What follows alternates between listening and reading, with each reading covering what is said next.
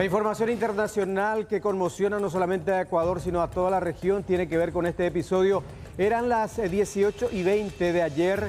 El entonces candidato presidencial Fernando Villavicencio, un hombre de 59 años, acababa de culminar un mitin que se celebraba en un centro cívico educativo ahí en las afueras de Quito.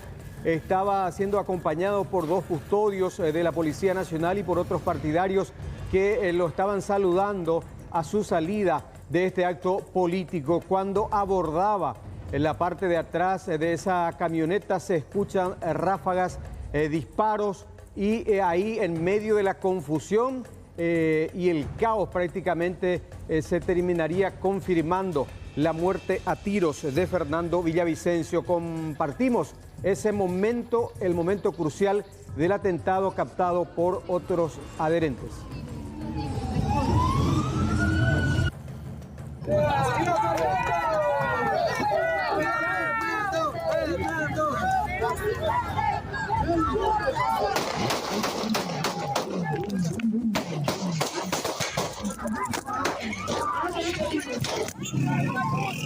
Lo cogieron. No graben. Es que está este hijo de maldito desgraciado. Y en medio de esa confusión, Amalia, de hecho hay todavía demasiados puntos que aclararse de quién habría sido el tirador, el sicario, porque entre los manifestantes, los custodios y la policía también se daba la detención de un sospechoso, porque uno de los asistentes allí grita, ahí está uno de los tiradores, una cosa así. Uno que amaga, intenta huir, y este que es reducido en ese momento, pero terminaría reportándose luego su deceso supuestamente en una ambulancia, porque él también resultó herido en medio de ese intercambio de disparos. Hay demasiados aspectos todavía para esclarecerse respecto a cómo se dio la ejecución a tiros de Villavicencio, porque ustedes se habrán percatado de que él ya había ingresado al interior de esa camioneta. Allí se escuchan los disparos, todavía no se precisa siquiera de dónde provinieron esos disparos, pero lo cierto es que él recibió 3 impactos en la cabeza. Se cierra también la puerta de esa camioneta y allí los otros custodios tratan de responder también al fuego. Este es el otro momento, digamos, esa misma escena de confusión. Escuchamos también en la misma zona de esa colisión donde se estaba desarrollando ese mitin.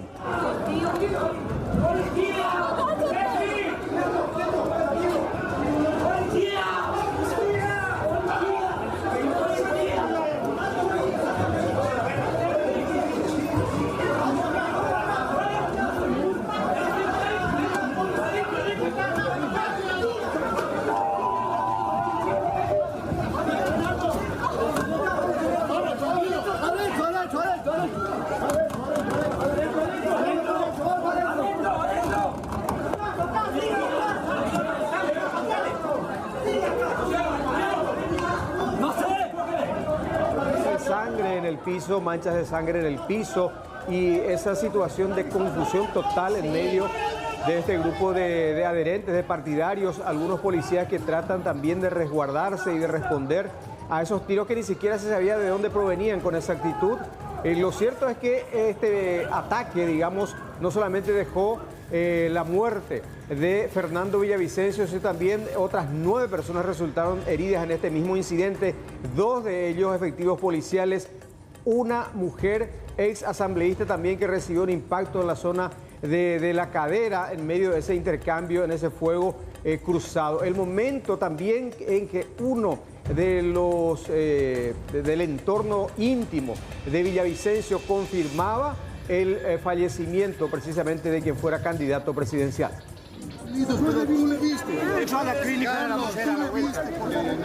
Carlos, ahí está. Carlos, confirmado que falleció. En la clínica de la mujer dice que está en Carlos. Aquícito de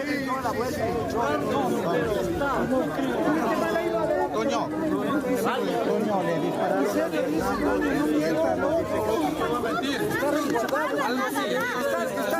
Fernando ¿Dónde está resguardado ya? Hablamos con María Fernández. No, ya hablamos con María Paula. Por favor, yo acabo de ver. No pasó nada. La policía. En la clínica de la mujer no es así, está muerto. Él entró a la clínica, claro. Carlos Calderón se llama este hombre que precisamente terminaría confirmando el deceso de Fernando Villavicencio. Si bien la víctima fue llevada hasta el hospital más cercano, ya prácticamente fue llevado sin signos de vida. Villavicencio, que hacía menos de 10 días había denunciado dos casos concretos de amenazas de muerte en su contra por parte de grupos criminales que lógicamente están en una encarnizada lucha y campaña para tener el control de Ecuador para el tráfico ilegal de estupefacientes, tráfico de drogas a nivel internacional, la minería ilegal y también la corrupción. Son los tres ejes que venía denunciando precisamente Fernando Villavicencio y que derivaron en su muerte. Lo que él mismo relataba precisamente en cuanto a estas amenazas que venía recibiendo. Una gravísima amenaza de uno de los capos del cartel de Sinaloa, me refiero alias Pito, en mi contra y en contra de mi equipo de campaña, con una advertencia que si sigo refiriéndome a él y a su estructura, ellos atacarán en mi contra o atentarán contra mi vida. Esto lo que hace es confirmar que efectivamente nuestra propuesta de campaña afecta gravemente a estas estructuras criminales. Y aquí estoy yo dando la cara, no les tengo miedo. 20 años me he jugado en este país en contra de estas estructuras delictivas y reitero, no les tengo miedo. Fernando Villavicencio, que en su momento fue periodista de investigación, llevó adelante varias tareas precisamente que derivaron en procesos contra el expresidente Rafael Correa, quien lo señalaba como un enemigo directo. Tuvo que refugiarse en la selva, se asoció a una comunidad indígena para escapar precisamente de la persecución de Rafael Correa. Estuvo también asilado en Perú. En fin, una trayectoria en el ámbito periodístico, político de Fernando Villavicencio. A raíz de este crimen, lógicamente, hubo reacciones de los demás candidatos. La elección presidencial anticipada se mantiene para este próximo domingo 20 de agosto. Eso confirmaba también Guillermo Lasso, el actual presidente, quien decretó también un estado de excepción por 60 días. Y apareció también esta mañana un video de un grupo criminal conocido en Ecuador que se autodenomina Los Lobos, que busca el control también de las cárceles de Ecuador y precisamente admitió que fueron con sicarios del grupo Los Lobos quienes cometieron este atentado. Queremos darle en claro a toda la nación ecuatoriana que cada vez que los políticos corruptos no cumplan con su promesa que establecemos cuando reciben nuestro dinero, que son millones de dólares, para financiar su campaña, serán dados de baja. Nosotros, la organización Los Lobos, asumimos la responsabilidad de los hechos suscitados la tarde de hoy y se volverá a repetir cuando los corruptos no cumplan su palabra. Tú también, ya Topi, maldito tu madre, cumple tu palabra. Si no cumple tu promesa, ya Topi, será el siguiente. Bueno, también por su lado la policía y la Fiscalía de Ecuador están analizando la veracidad de este video. Por ahora hay un grupo de detenidos también bajo segura custodia. La compañera, la colega Adriana Peralta de la red de noticias Salvavisión desde Ecuador tiene más noticias y la actualización sobre todo del proceso investigativo. Adriana, ¿qué tal? ¿Cómo le va? ¿Qué tal, colegas? ¿Cómo están? Un fuerte abrazo y desde ya muchísimas gracias por su interés en lo que pasa en nuestro país. Noticias lamentables, sin duda alguna, que generan consternación entre todos los ciudadanos ecuatorianos. El presidente Guillermo Lasso ya ha decretado 3 días de luto por el asesinato de Fernando Villavicencio, quien era candidato a la presidencia por el movimiento Construye, y asimismo decretó otro estado de excepción, que se trata del estado de excepción número 13 en lo que va del gobierno del presidente Lasso, para que los militares se desplieguen a distintos puntos y de esta manera puedan resguardar a la ciudadanía.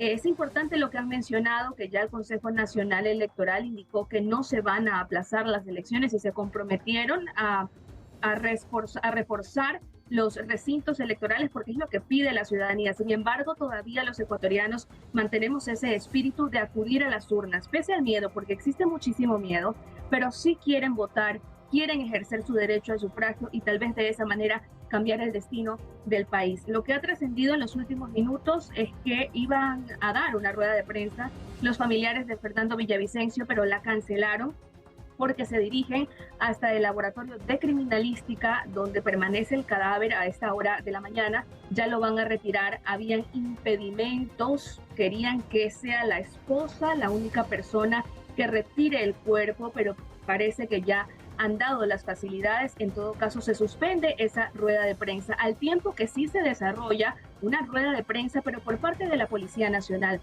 porque hay muchas contradicciones y es bueno, en tal caso, que al fin se estén pronunciando en torno a lo que ocurrió. Fue un hecho muy confuso, ya que el candidato, pues, según la información oficial, tenía el 95% de probabilidades de que sufra de un ataque. Él mismo había mencionado quién lo amenazó.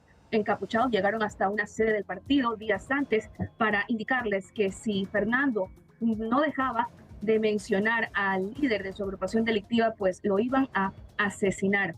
En tal caso será importante lo que tenga que decir la cúpula policial también en torno de la muerte de uno de los principales implicados en el asesinato. Sería el gatillero, porque hay versiones divididas. Dicen hasta ahora que murió en medio del enfrentamiento que se dio luego de que salía del mitin político en el norte de Quito, capital de la República, pero hay otras versiones que dicen que fueron a atacarlo a la Fiscalía de Flagrancia, donde lo trasladaron. En tal caso, si es que fue herido dentro de este enfrentamiento, ¿por qué lo trasladaron a la Fiscalía y no a un hospital? Lo cierto es que el principal sospechoso ya murió, y ahora existen otras 6 personas detenidas implicadas, así lo ha informado la Fiscalía General del Estado.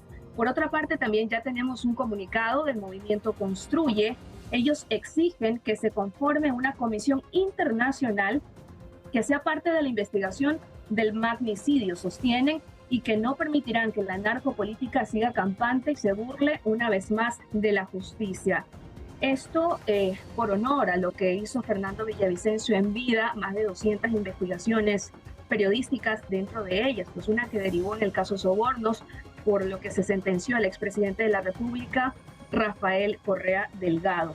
También han indicado que se tomarán sus horas de luto para despedirse del presidente valiente, ellos afirman, y con dolor y la misma determinación, luego anunciarán las decisiones pertinentes de cara al proceso electoral del 20 de agosto. Es decir, lo que la ley permite es que ellos pongan a otra persona una vez que ha fallecido lamentablemente Fernando Villavicencio, y la candidata a la vicepresidencia sigue en su mismo puesto, que es Andrea González. Correcto. Te agradecemos, Adriana, te agradecemos el contacto, los datos, y esperamos que avance esta investigación que sin dudas tiene que ver con un verdadero hecho de magnicidio.